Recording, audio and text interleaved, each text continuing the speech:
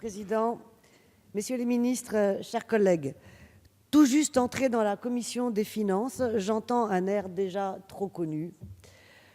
En effet, ce débat d'orientation des finances publiques, par ses objectifs affichés, ressemble furieusement à ce qu'a été la politique économique des précédents gouvernements, à savoir il faut réduire la dépense publique, il faut réduire le nombre de fonctionnaires, il faut faire mieux avec moins au nom de l'efficience.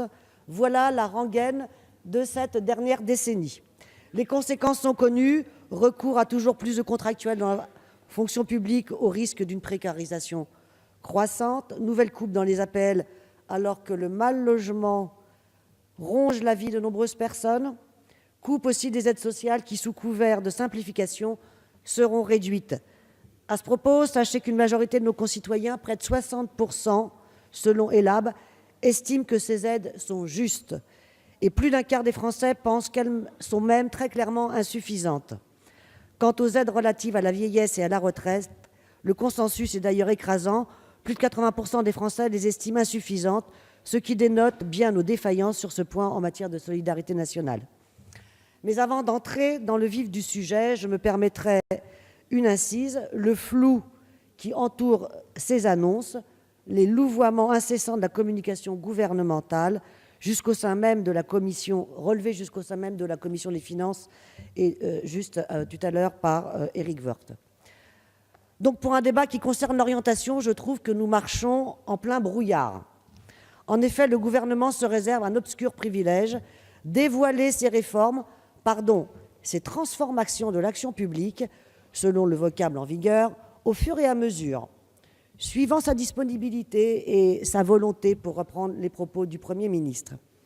Nous sommes suspendus à la moindre annonce ministérielle avant qu'un démenti nous plonge à nouveau dans l'expectative. Une fois de plus, cette façon de procéder empêche une discussion franche, ouverte, sur la politique économique que le gouvernement entend mener, notamment en matière de réduction des dépenses publiques, puisque c'est bien ça l'axe. Bien sûr, cela entrave et amoindrit le débat parlementaire, ce à quoi nous sommes habitués, mais une telle opacité pénalise aussi l'ensemble de mes collègues, ceux qui partagent l'objectif du gouvernement, mais qui expriment des doutes sur la faisabilité de ce budget au regard de mesures comme la suppression de la taxe d'habitation ou la dégradation de la conjoncture économique, mais aussi ceux qui en contestent la logique et entendent démontrer les conséquences concrètes pour l'économie de ce pays, l'économie du pays, de cette politique.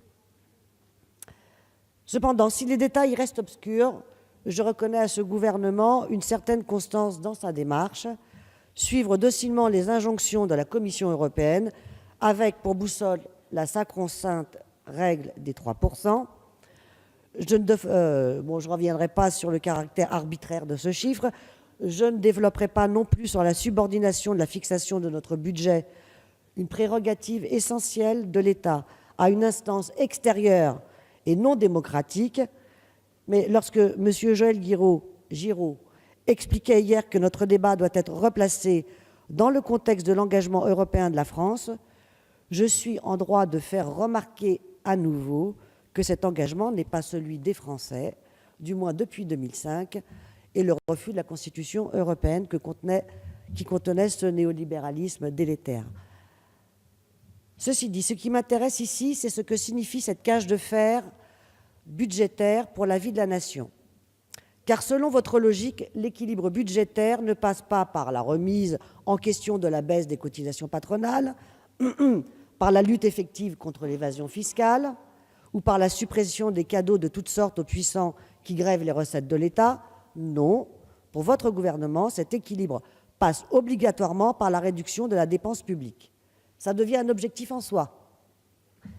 Mais c'est un objectif qui fait fi de la conjoncture économique et du besoin de relancer l'activité et qui donc anémie la demande populaire, principal levier de la croissance durable.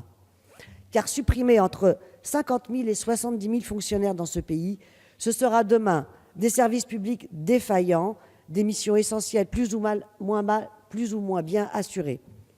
Ce sera aussi une cohésion sociale qui s'étiole et une République au rabais.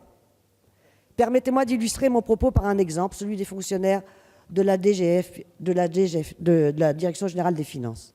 Non que je souhaite relancer la polémique, j'attendrai sagement que se confirme la volonté et la disponibilité du gouvernement en la matière, et je ne sais pas encore s'il suivra sur ce point les recommandations de la Cour des comptes qui préconise 20 000 suppressions de postes.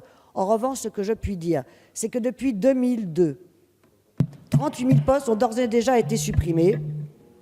A-t-on vu s'améliorer la qualité du service, son efficience et sa performance? Bien sûr que non. Pour que le débat soit franc, il faut être sincère dans nos intentions.